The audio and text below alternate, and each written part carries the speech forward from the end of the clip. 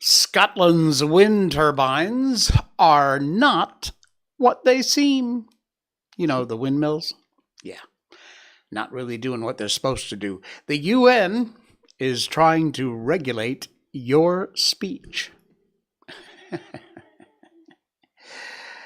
Yeah, and you can go to space. If you'd just like to say, screw it, get away from everything, go to space for a price. We'll talk about all that and more coming up. Welcome to the Jay Sheldon Show. That's me. I'm that guy. And I'm freezing my ass off. Oh, my God. This is Malaysia. Malaysia is hot. We have 2 seasons, hot and wet and hot. But not anymore. Apparently, we have a 3rd season, which is freezing my nuts off. I'm serious. It has been so cold for the last few weeks, month or 2. I don't want to hear your climate change crap. Shut up, go sit down. You know how I feel about that. But normally, around the time of Chinese New Year, which just ended yesterday, it gets really hot. Now, everything I do nowadays is in Celsius because I've been in Malaysia for over 20 years now. So I'm kind of thinking in Celsius. But we are, we're never too far away from 30 degrees Celsius. It's hot here all the time. But not anymore. It has been so cold, right? I almost wore a sweater or a hoodie tonight because it was so cold everywhere. I have no aircon, no fans running, nothing in the house.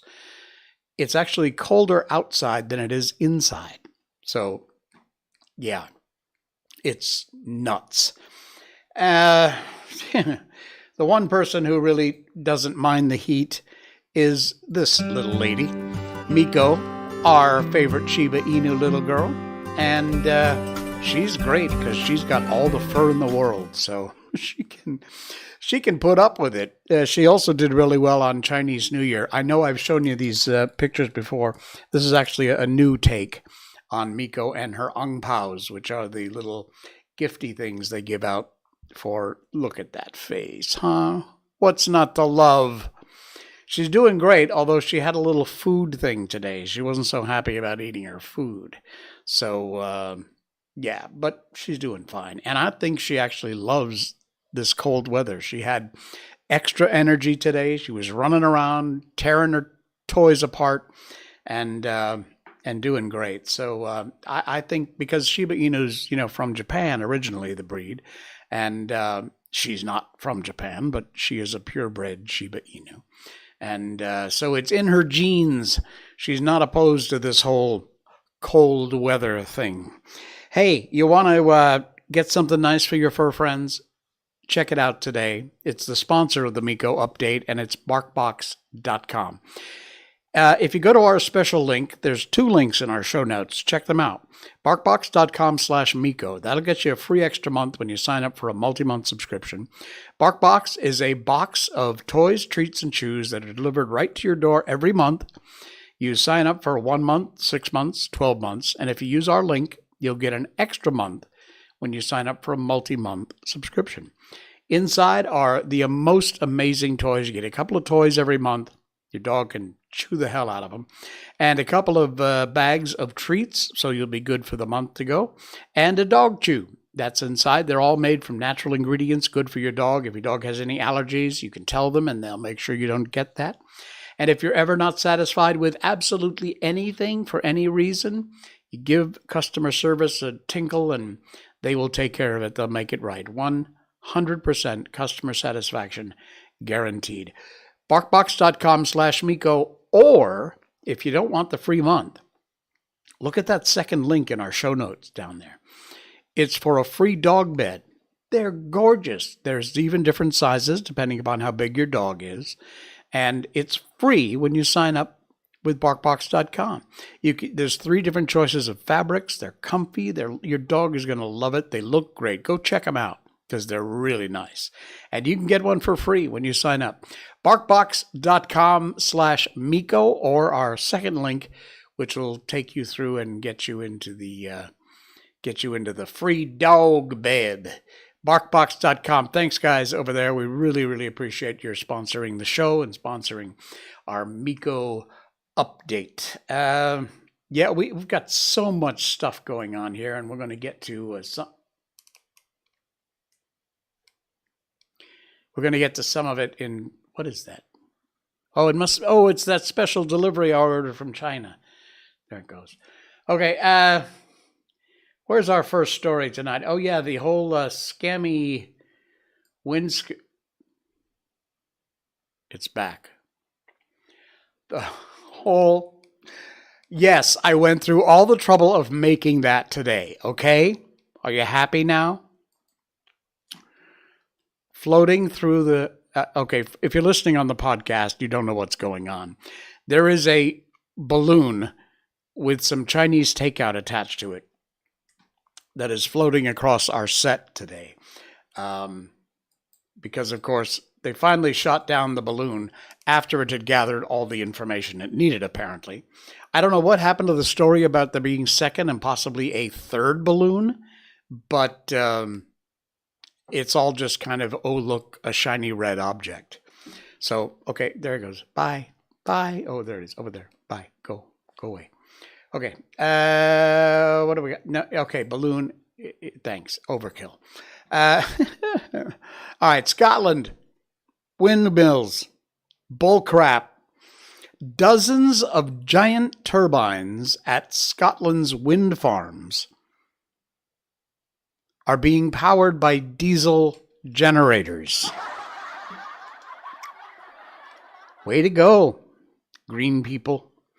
Scottish Power admitted that 71 of its windmills are currently hooked up to the fossil fuel supply after a fault developed with their power supply.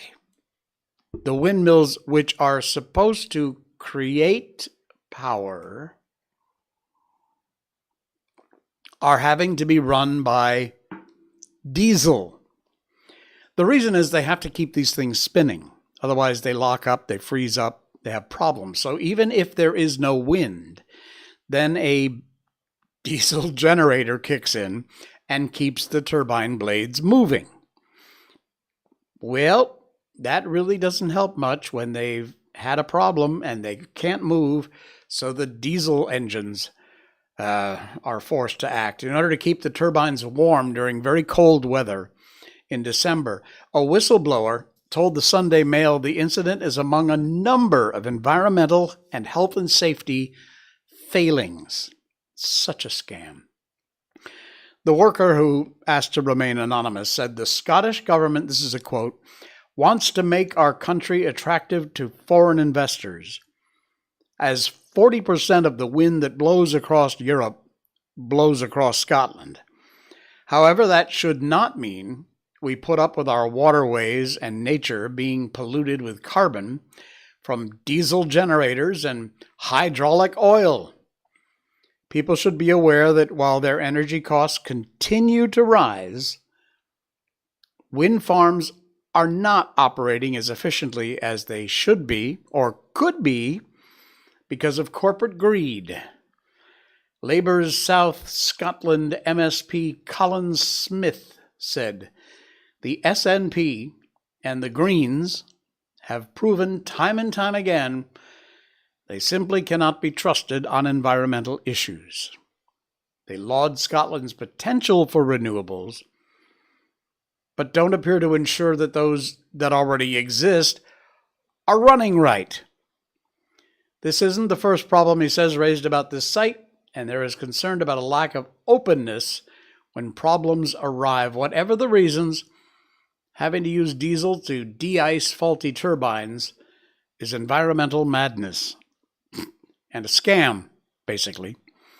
The level of dishonesty cuts to the very core of the SNP and Green government, where their rhetoric on net zero crap is very different from the reality of what's going on.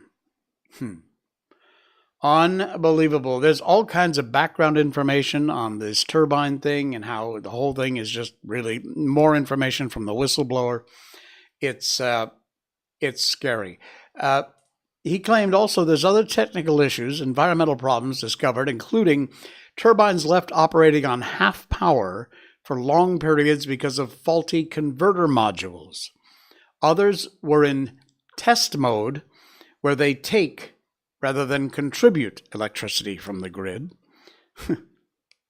4,000 liters of oil leaked from hydraulic units on turbines and has been sprayed across the countryside.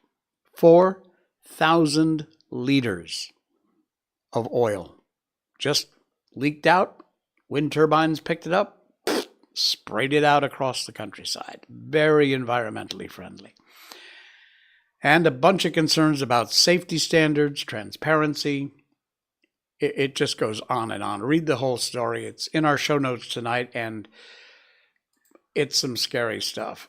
And all of this over some ridiculous fake climate change crap, which is exactly what it is. Can you say that? Are you allowed to say that? Am I going to get knocked off one of these platforms? Except Rumble, of course. By the way, thank you, Rumble. Kicking butt as usual. All of our new listeners and viewers over there. Rumble.com. We had a bunch of people from the Jay Sheldon channel. But just so you know, we are now broadcasting live, and all of our videos appear on the Jay Sheldon Show channels. It's a channel. It's not my main account.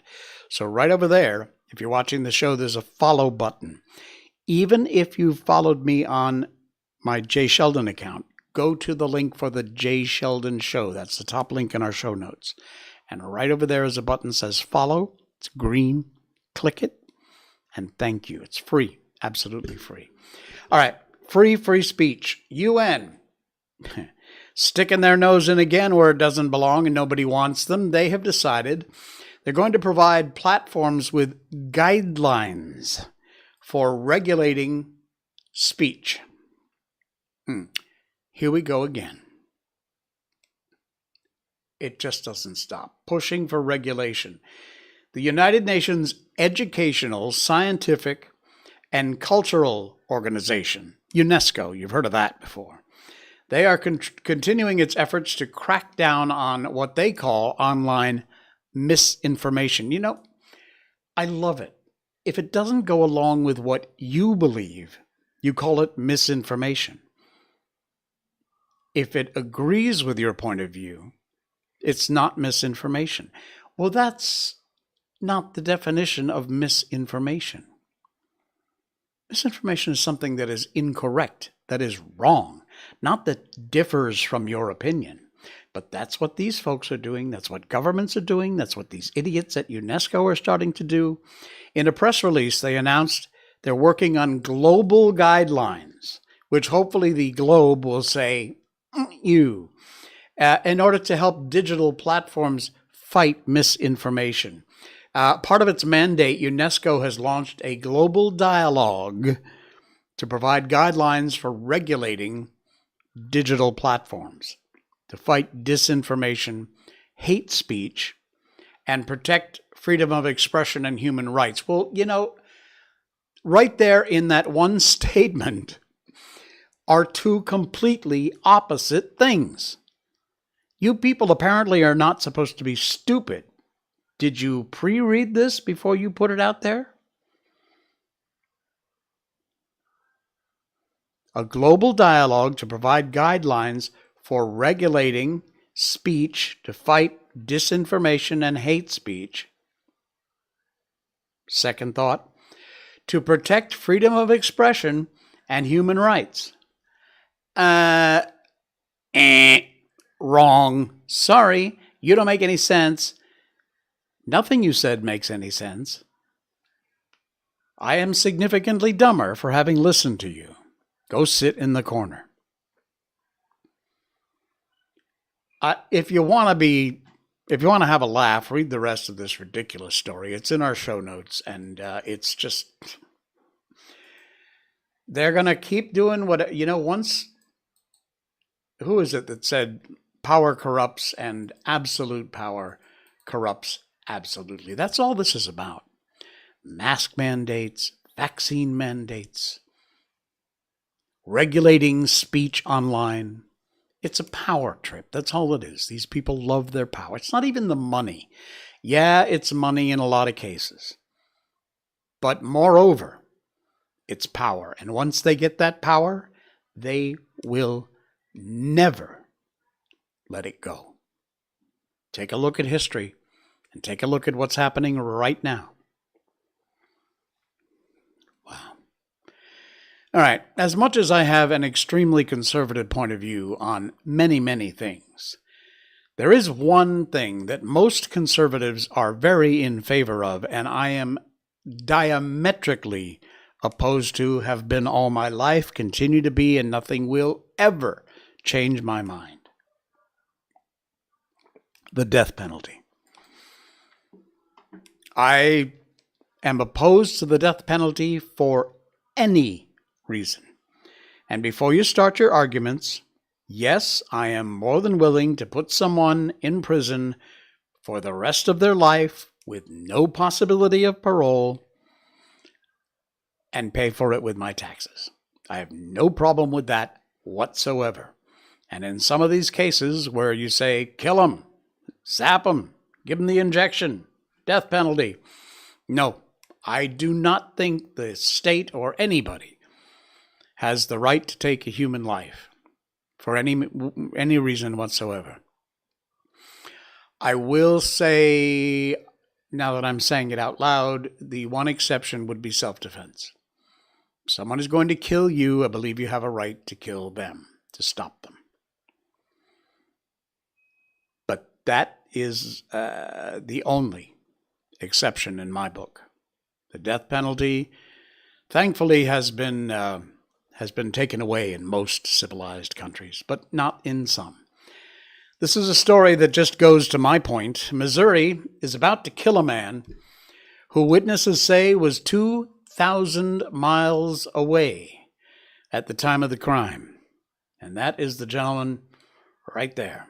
The story's from The Intercept. It's fascinating. I'm not going to go through all the details. You can read it yourself in our show notes tonight.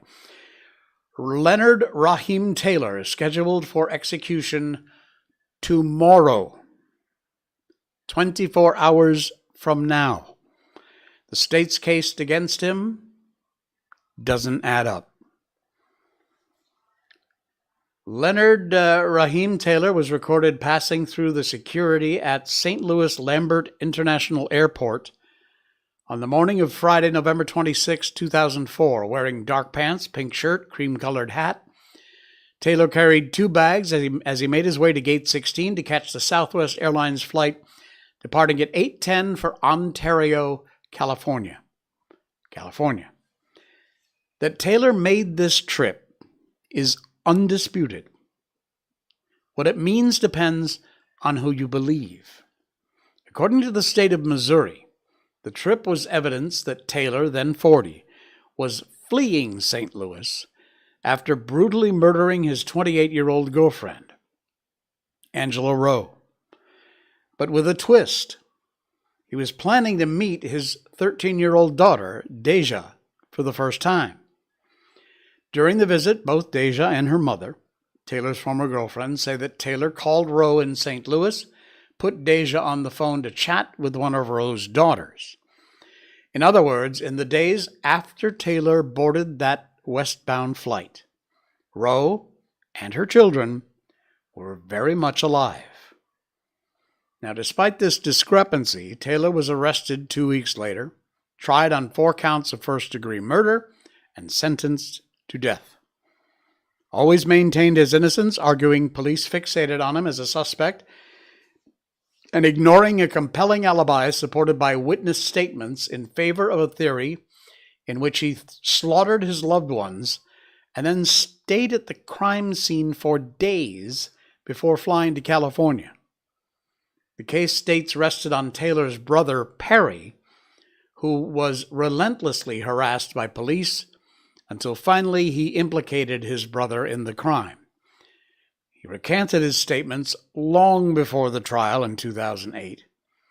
The state also relied on testimony from a medical examiner who changed his time of death estimate dramatically in order to support the state's version of what happened. All they wanted, Taylor wrote in an email to The Intercept, was somebody to heap these crimes on, even if it was the wrong somebody. Missouri is scheduled to execute Mr. Taylor tomorrow, February 7th. All of his appeals have been denied, leaving open a host of unanswered questions and doubts about his guilt.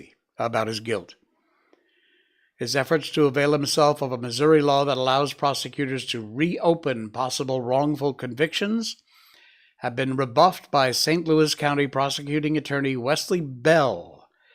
The Supreme Court denied a request to stay Taylor's execution.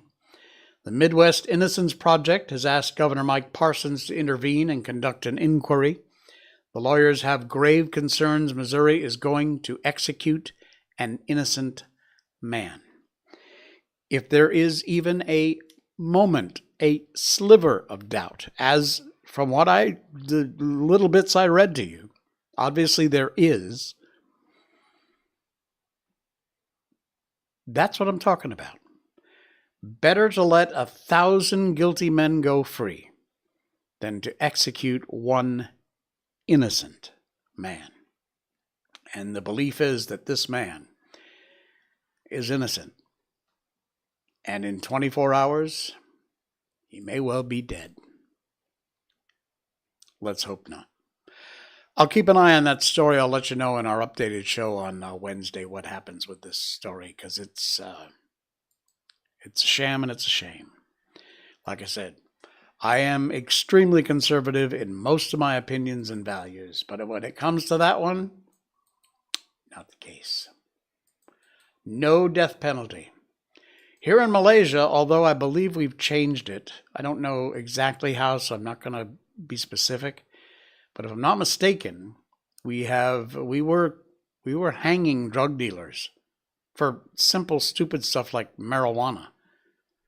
Thankfully, I think they may have it as an option, or maybe they've completely eliminated it. Not sure. All right, heavy stuff. Wow. Let's lighten the mood a little bit. I saw this article from reclaimthenet.org. It's weird. It has to do with cigarette smoking, mostly. But I am a smoker. I've told you that before. I wish I weren't. If there were a magic pill I could take that would allow me to quit without any withdrawal symptoms, I'd take it in a minute. Pay whatever it took. I don't even start. I've tried everything: cold turkey, patches, nicotine gum, you name it. Whatever. Hypnosis, tried that.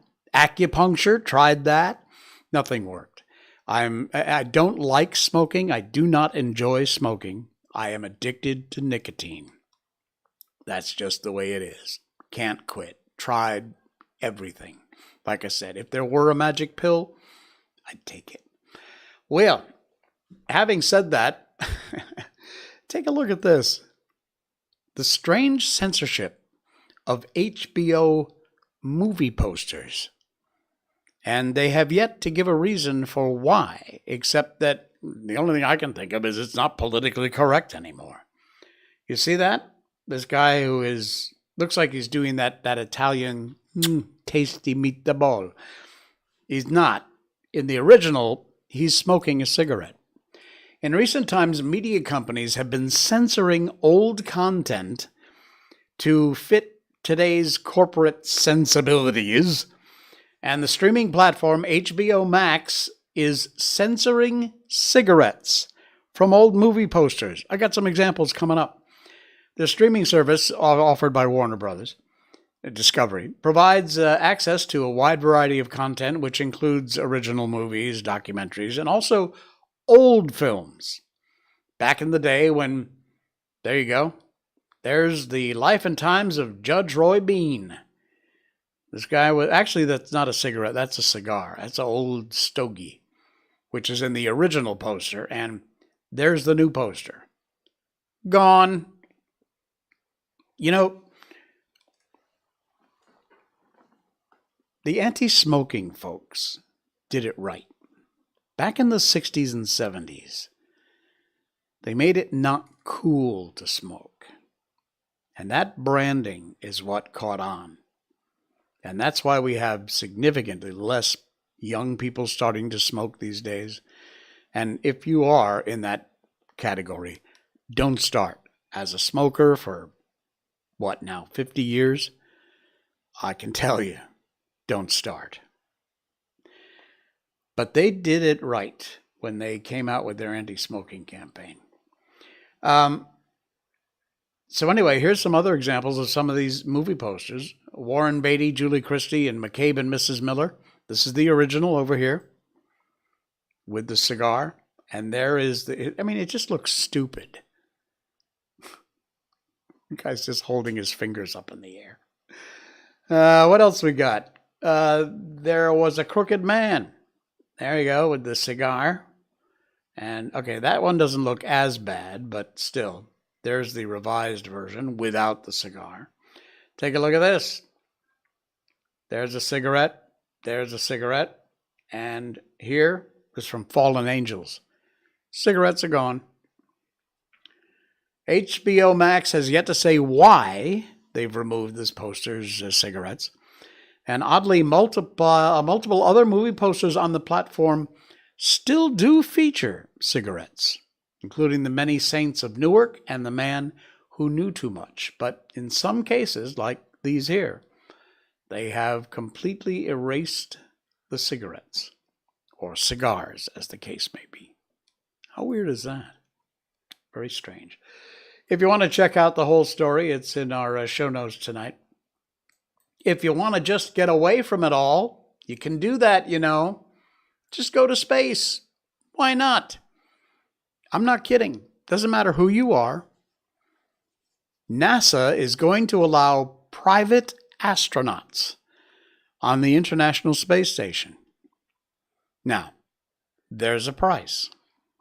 How much would you guess it would cost to stay per day on the ISS?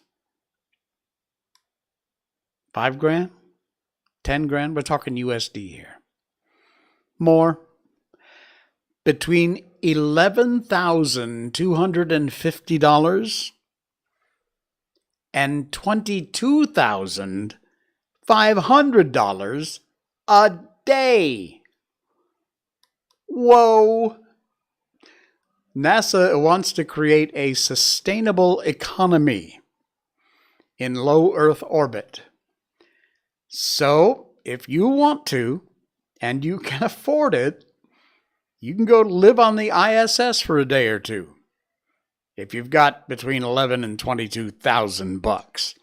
Oh, there you go. This could be your home. Imagine having a vacation there. That'd be something to write to your kids about, huh? Here's the deal. It doesn't include transportation. No, I'm not kidding. That's just the price to stay on the International Space Station. How you get there, that's up to you. And that's more expense. Thursday morning, they had a press conference, announced the International Space Station now open for business. Welcome, rooms available. Previously, commercial organizations had only been able to use them for research, and now they're open to letting them make a profit for low Earth orbit, LEO. We're marketing these opportunities as we've never done before, Chief Financial Officer Jeff DeWitt from NASA said today. For starters, they issued a new directive that allows commercial manufacturing and production to occur on the ISS, as well as marketing activities. Now, probably one of the first folks to go up there and do something that'll be like Coke. It's not quite anything goes, though. Approved activities have to have a link to NASA's mission. Well, that's easy enough to do. stimulate the development of a low Earth orbit economy, or actually require a zero-G environment. They have a price list.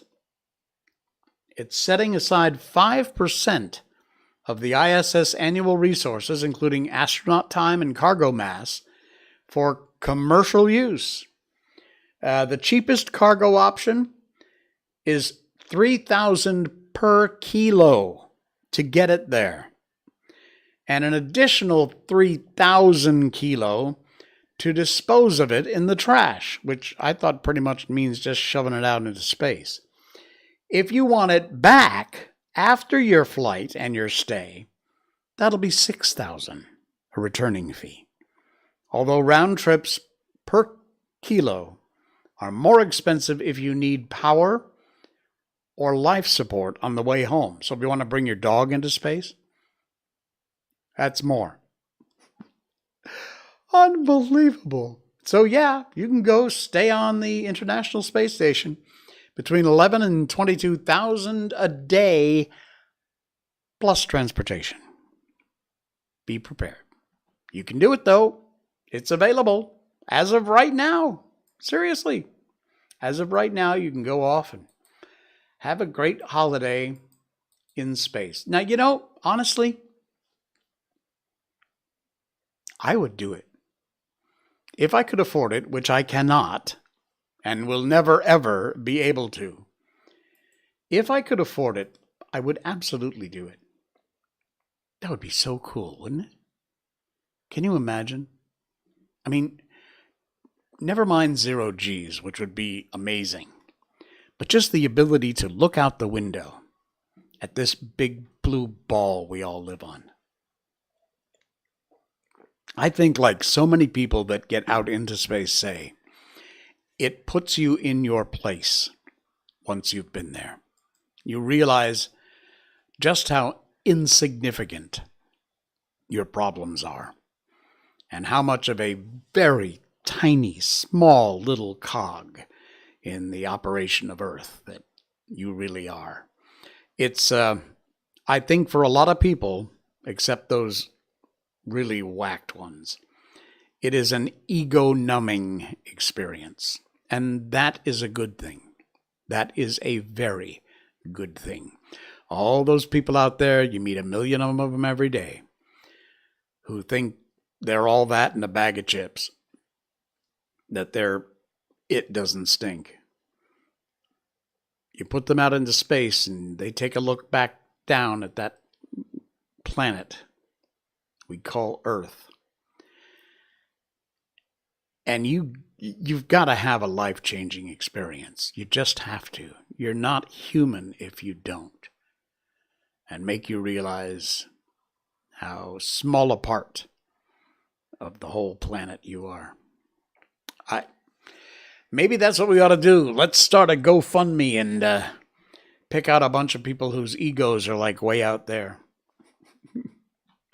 All right, we got one more thing to go here. It's a tweet from, who's it from? L'Important. It's a French Twitter account, which posts some really cool stuff, actually. And they posted this. It's absolutely fascinating. Take a look, first of all. This is from my Twitter account. Can you tell what that is? Obviously, it's a drone shot. It is, when I play it, it's time-lapsed, so you'll be able to see. But what that is, if you're listening on the podcast, go to the link in our show notes or go to our Rumble show, live video, over on rumble.com, the Jay Sheldon Show. This is a barn. This is a smaller barn of some sort. These big white masses here are sheep. And once you see, I'll point it out with my mouse once we actually get there. Hang on a second. Here we go. Okay, so now I got my mouse back, okay? These are sheepdogs herding sheep. Watch how they work. Check this out. You see there? Right there. You see that's the dog running around. I don't know if you can see. It's very tiny. But watch what happens. Look at the way this dog goes back and forth, cuts off part of the pack, gets them going in the wrong direction, straightens them out, fixes them again. Look at that. And eventually, over the course of, well, it's time lapse, but 60 seconds, all of these sheep wind up exactly where they are supposed to be. All of that with the work of what appears to be look at that, a single dog. That is amazing. There you go. Has he got them all yet? Almost. Look at that. One dog, maybe two. There might be two there. Wow. How incredible is that? The link to that exact tweet is in our show notes, so you can check it out if you want to watch that or share it out on your social media with your friends. It's incredible. Absolutely incredible. Wow. Oh, it's back. See it over there? Apparently, the Jay Sheldon Show has also been invaded by Chinese spy balloons. Hey, what can I say? It's a popular show. Chinese folks obviously very interested in what we're doing here. And I did order Chinese tonight, so that might be the reason for this. Should I shoot it down? Actually, I think the only way I'm going to get my food is if I do shoot it down. Maybe I can. I don't think I can pop it. It's too far away. There we go. There. Okay. All right. Enough of this foolishness. Bye, balloon. Bye. There it goes. Okay. It is time for our book. We're doing White Fang. We've been reading White Fang for several shows now. We read books on this show, classic books. They're in the public domain. They come to us from the Gutenberg.org. And we've been doing White Fang. We've done The Wizard of Oz, The Little Prince, Alice in Wonderland, Peter Pan, the Willie and the Warthog, and they've all been great. We read them through a chapter or part of a chapter at a time, and we get to the end, we start a new one. So we're about halfway through White Fang right now. I'm thinking, by the way, about doing Treasure Island next. I've never done Treasure Island before, and I'll be honest with you, I never read Treasure Island as a kid. It is one of the all-time classic. And what do you think about that idea? Let me know in the comments below if you want. Or if you have a suggestion, let us know and we'd be happy. Many of the books we read have come from your suggestions that you pass along. You can email us, show@jsheldon.com, SHOW, show@jsheldon.com. Private message me on any one of my social media accounts or just put it in the comments on this video. Just, if you want, go over to Gutenberg.org, the Gutenberg Project, and you can see it's amazing, tons and tons of books. They're in the public domain, which is how we are able to read them to you. So, yeah, let's get on with it. It's White Fang. We're up to part 3. Chapter 1 of part 3 is called The Makers of Fire. The cub came upon it suddenly. It was his own fault. He'd been careless. He'd left the cave and run down to the stream to drink. It might have been that he took no notice because he was heavy with sleep. He'd been out all night on the meat trail and had just then awakened. And his carelessness might have been due to the familiarity of the trail to the pool. He'd traveled it often, and nothing had ever happened of it. He went down past the blasted pine, crossed the open space, and trotted amongst the trees. And then, at the same instant, he saw and smelt before him, sitting silently on their haunches, were 5 live things, the likes of which he'd never seen before. It was his first glimpse of mankind. But at the sight of him, the 5 men did not spring to their feet, nor show their teeth, nor snarl. They did not move, but sat there, silent and ominous. Nor did the cub move. Every instinct of his nature would have impelled him to dash wildly away, had there not suddenly, and for the first time, arisen in him another and counter instinct. A great awe descended upon him. He was beaten down to movelessness by an overwhelming sense of his own weakness and littleness. Here was mastery and power, something far and away beyond him. The cub had never seen a man, yet the instinct concerning man was his. In dim ways he recognized in man the animal that had fought itself to primacy over the other animals of the wild. Not alone out of his own eyes, but out of the eyes of all of his ancestors, was the cub now looking upon man. Out of the eyes that had circled in the darkness around countless winter campfires, that had peered from safe distances in the hearts of thickets at the strange two-legged animal that was lord over living things. The spell of the cub's heritage was upon him. The fear and the respect born of the centuries of struggle and the accumulated experience of the generations. The heritage was too compelling for a wolf that was only a cub. Had he been fully grown, he would have run away. As it was, he cowered down in a paralysis of fear, already half proffering the submission that his kind had proffered for the first time a wolf came in to sit by man's fire and be made warm. One of the Indians arose and walked over to him and stooped above him. The cub cowered closer to the ground. It was the unknown, objectified at last in concrete flesh and blood. Bending over him and reaching down to seize hold of him. His hair bristled involuntarily, his lips writhed back, and his little fangs were bared. The hand, posed like doom above him, hesitated, and the man spoke, laughing. Wapam wikbiska ipita. Look, the white fangs. The other Indians laughed loudly and urged the man on to pick up the cub. As the hand descended closer and closer, there raged within the cub a battle of the instincts. He experienced two great impulsions, to yield and to fight. The resulting action was a compromise. He did both. He yielded till the hand almost touched him, and then he fought, his teeth flashing in a snap that sank into the hand. The next moment he received a clout alongside the head that knocked him over on his side, and then all fight fled out of him. His puppyhood and the instinct of submission took charge of him. He sat up on his haunches and ki-yeed. But the man whose hand he'd bitten was angry.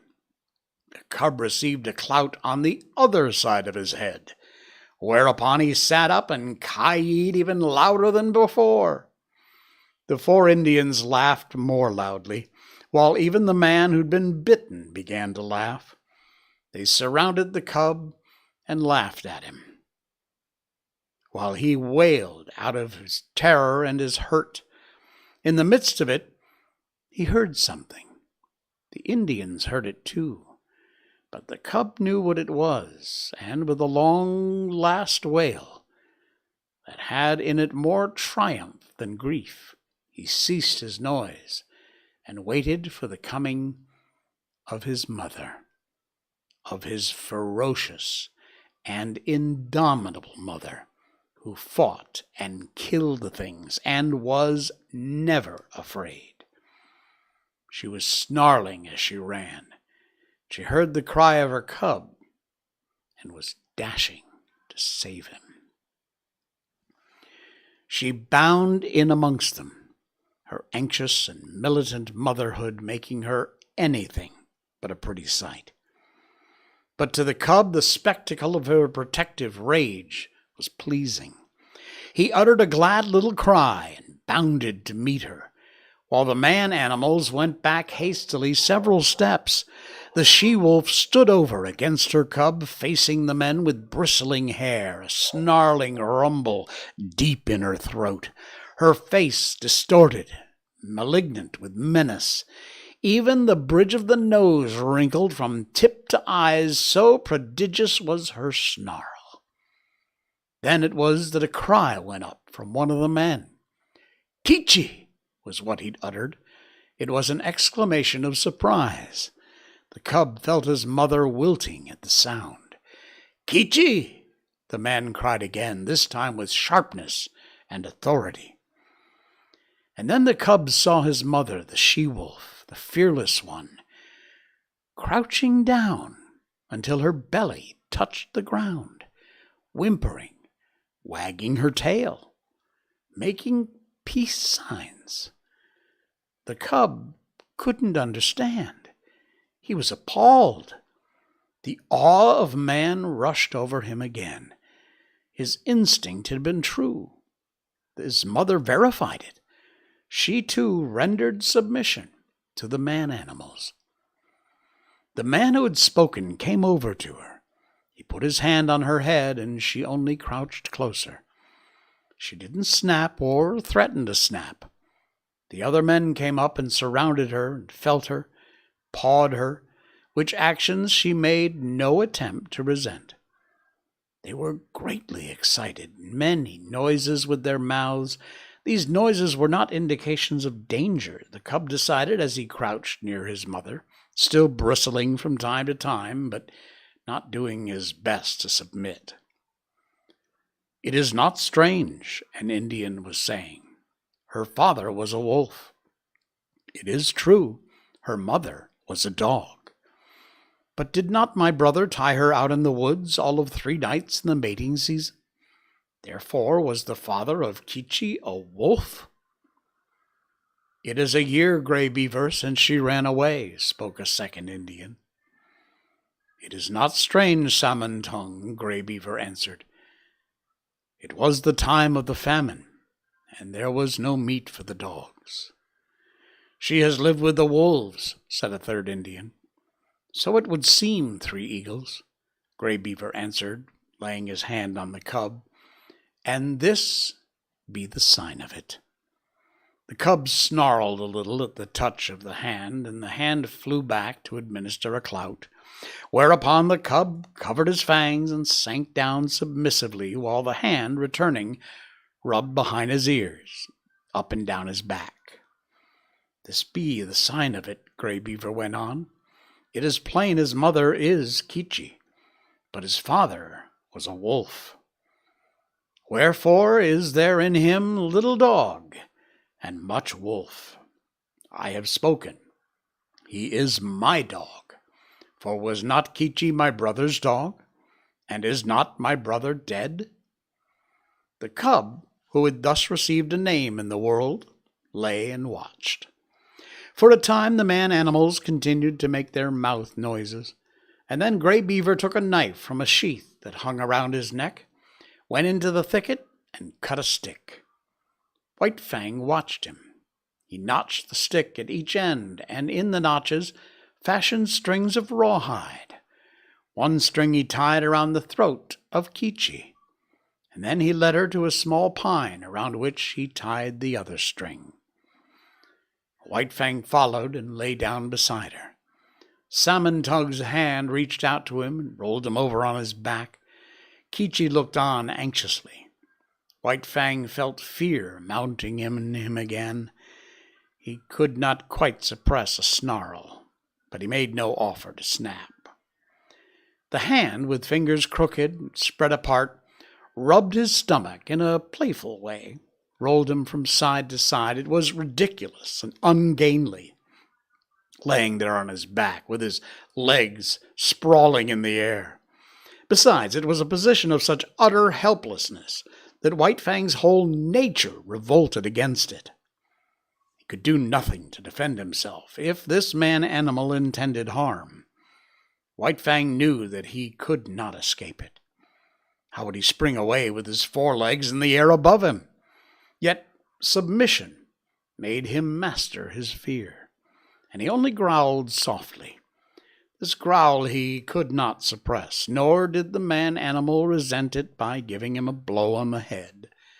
And furthermore, such was the strangeness of it, White Fang experienced an unaccountable sensation of pleasure as the hand rubbed back and forth.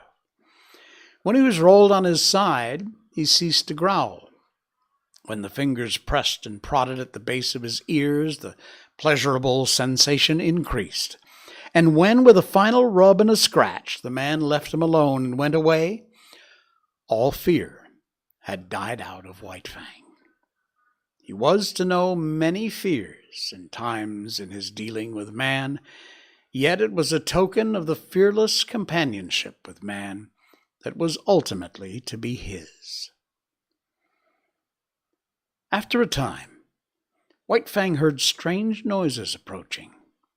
He was quick in his classification, for he knew them at once for man-animal noises. A few minutes later, the remainder of the tribe, strung out as it was on the march, trailed in. There were more men, many women, children, 40 souls of them, all heavily burdened with camp equipment and outfit. Also many dogs, and these, with the exception of the part-grown puppies, were likewise burdened with camp outfit. On their backs and bags that fastened tightly around underneath, the dogs carried from 20 to 30 pounds of weight. White Fang had never seen dogs before, but at the sight of them he felt like they were his own kind, only somehow different. But they displayed little difference from the wolf when they discovered the cub and his mother. There was a rush. White Fang bristled and snarled and snapped in the face of the open-mouthed, oncoming wave of dogs, and went down and under them, feeling the sharp slash of teeth in his body, himself biting, tearing at legs and bellies above him. There was a great uproar. He could hear the snarl of Kichi as she fought for him, and he could hear the cries of the man-animals, the sound of clubs striking upon bodies, and the yelps of pain from the dogs so struck. Only a few seconds elapsed before he was on his feet again. He could now see the man-animals driving back the dogs with clubs and stones, defending him, saving him from the savage teeth of his kind that somehow was not his kind. And though there was no reason in his brain for a clear conception of so abstract a thing as justice, nevertheless, in his own way, he felt the justice of the man-animals, and he knew them for what they were, makers of law, executors of law, although he appreciated the power with which they administered the law. Unlike any animals he'd ever encountered, they didn't bite or claw. They enforced their live strength with the power of dead things. Dead things did their bidding. Thus sticks and stones, directed by these strange creatures, leaped through the air like living things, inflicting grievous hurts upon the dogs. To his mind, this was power unusual, power inconceivable, and beyond the natural power that was godlike. White Fang, in the very nature of him, could never know anything about gods. At the best, he could know only things that were beyond knowing. But the wonder and awe that he had of these man-animals in ways resembled what would be the wonder and awe of man at sight of some celestial creature on a mountaintop, hurling thunderbolts from either hand at an astonished world. And that's where we're going to leave it for tonight. We'll continue on, see what happens with this pack of dogs and Indian tribe. Coming up on our next stream, which will happen on Wednesday night, we will pick it up again. I will also have some follow-up on that sad story of the possible wrongfully executed person in Missouri. I'll see if I can't follow up on that for you. All right, that's going to do it. I will see you again on when? Yeah, on It's back again. I'll see you again on on Wednesday. Hey, be sure and subscribe to the show over there on twitch.tv and YouTube. Also, most importantly of all, right down here is a follow button if you're watching on Rumble. Please, it means the world to me. Doesn't cost you anything. And if you just hit that follow button, I really would appreciate it. Even if you're on the Jay Sheldon channel, go over to the Jay Sheldon Show, which is where we need you to follow us, and click that follow button over there. All right. Chinese spy balloons delivering takeout. Time for me to go get some food. I'll see you again on Wednesday. Good night, everybody.